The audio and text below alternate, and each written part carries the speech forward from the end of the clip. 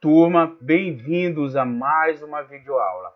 Nesta videoaula, eu irei apresentar para vocês alguns conceitos que são importantíssimos para que vocês tenham maior entendimento sobre a ética. Falarei também das divisões da ética, para que na nossa próxima aula, nosso próximo vídeo, já possa abordar já entrar nas teorias éticas ou doutrinas éticas. Então vamos lá. Turma, o que exatamente seria princípio? Então, princípio vem de principium, do latim, e significa o quê? Um conjunto de valores, de normas e regras que vão balizar, que vão orientar o nosso comportamento, a nossa conduta. Princípios, turma. Os princípios, eles podem variar de acordo com as influências externas. Exógenas, né? Externas, de acordo com o ambiente no qual nos encontramos. Então, os nossos princípios morais, eles podem ser moldados de acordo com os valores culturais de uma determinada sociedade. O que significa que se os princípios morais, o que nós entendemos por moralidade, né, por conduta moral, se ela mudar, se ela se modificar, obviamente ela vai ter reflexo naquilo que nós achamos que seja ético. Então, os princípios, turma, os princípios têm uma relação exatamente com essa nossa subjetividade, porque o que é princípio para mim, talvez não seja princípio para vocês, tomam como princípios, talvez não seja princípios para vocês, porque isso é intrínseco, né? Isso está ligado à nossa formação, ao nosso ambiente. E, consequentemente, isso vai ter reflexo na nossa conduta moral. Então, as condutas morais, turma, elas são suscetíveis a mudanças de acordo com o nosso contexto, de acordo com a nossa formação, de acordo com o ambiente no qual nós somos formados. Dito isso, nós vamos para a virtude. O que seria a virtude? Virtude, turma, vem de virtu, quer dizer, não vem de virtude, desculpem. Virtude vem de arete, que depois foi traduzido para o latim virtu. Então, arete vem do grego, né? Do grego e foi criado, né? Concebido por Aristóteles. Então, arete ou virtudes, turma, quer dizer, não é a mesma virtude maquiavélica que nós vimos, né? Que seriam qualidades ou propriedades que um líder tem que ter para se manter no poder, mas tem uma similaridade com isso, porque realmente são qualidades, características que nos são atribuídas, que dizem se somos bons ou não.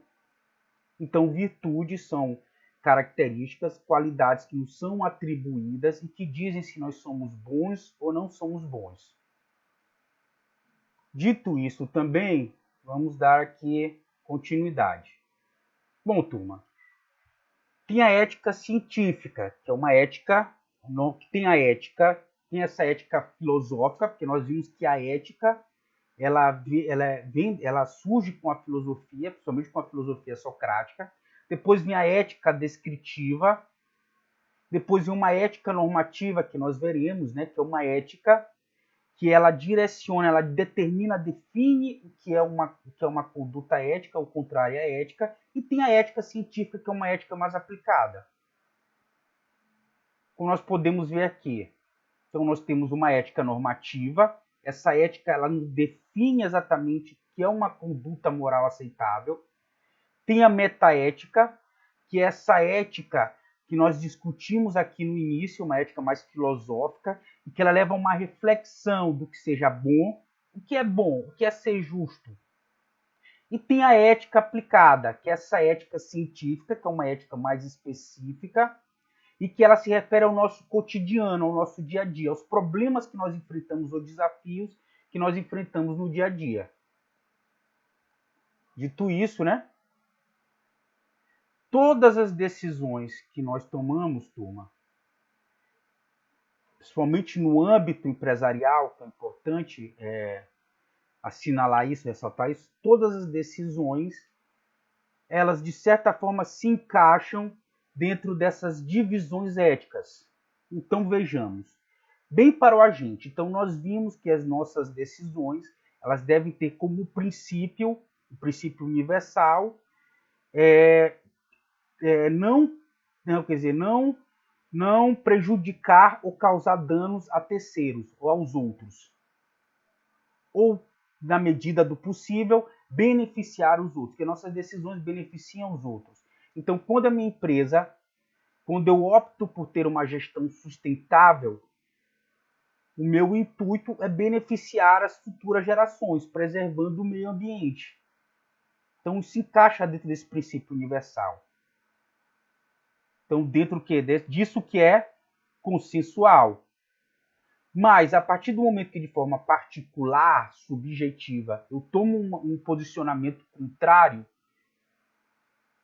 dentro de um relativismo cultural, posso dizer, ou do egoísmo ético, eu apenas penso na lucratividade da minha empresa, estou agindo de forma particular, o particularismo, né? De forma abusiva.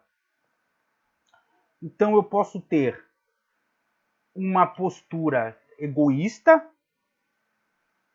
e parcial, ou eu posso ter uma postura de autointeresse, quer dizer, o que eu faço é sempre pensando no outro, né? Sempre pensando em beneficiar o outro, sempre sendo de forma empática, pensando exatamente como o outro irá se sentir, como o outro irá agir, né? Irá se comportar ou reagir diante da minha decisão, ou de forma altruísta, sempre pensando no bem da coletividade. E isso é classificado que esse tipo de comportamento particular, egoísta ou parcial, quer dizer, parcialismo quer dizer, eu penso apenas nos meus interesses. Quando se fala em parcial, tem um imparcial e tem o parcial. Parcial é aquele também que, de forma egoísta, ele pensa apenas nos seus interesses, quer dizer, ele tem uma visão tendenciosa, enviesada. Então, esse é classificado como comportamento mau, ou mal para os outros, né? Causa prejuízo. Em contraposição, esse outro tipo universal de comportamento, né? Ele visa o bem do outro, os benefícios. Dito isso, turma, vamos para as divisões da ética. Então, nós temos a teleologia e a deontologia. A teleologia, ou ética teleológica, ela vem do grego telos, ou finalidade. Já a deontologia, ou ética deontológica, ela vem também do grego, né? Que significa deon, né? Delton, que significa dever. Então, a ética teleológica, ela se refere à finalidade. Eu já até, se eu não estou enganado, já até falei anteriormente. Já a deontologia é uma ética do dever. Ok, turma? Então, vamos lá. Existem subdivisões. Então, na ética teleológica, nós temos a consequencialista e nós temos a ética de virtudes. A consequencialista, turma, é aquela ética que ela pensa o quê? Na finalidade. Quer dizer, a finalidade do seu ato, da sua conduta. Já a ética das virtudes, ela é baseada exatamente nisso que nós temos que adotar como princípios, ou como que nós temos que adotar como características e qualidades de alguém que é bom.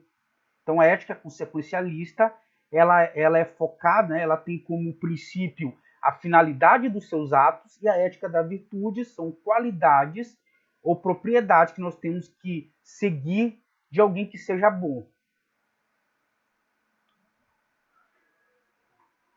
Já na ética, já essa subdivisão da consequencialista, nós temos o egoísmo ético, que eu já falei aqui, e o utilitarismo.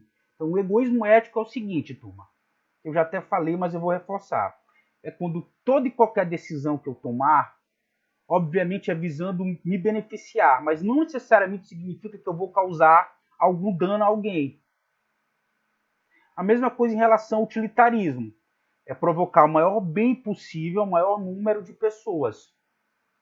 Então, imagine aqui no egoísmo ético. Então, eu estou tendo dificuldade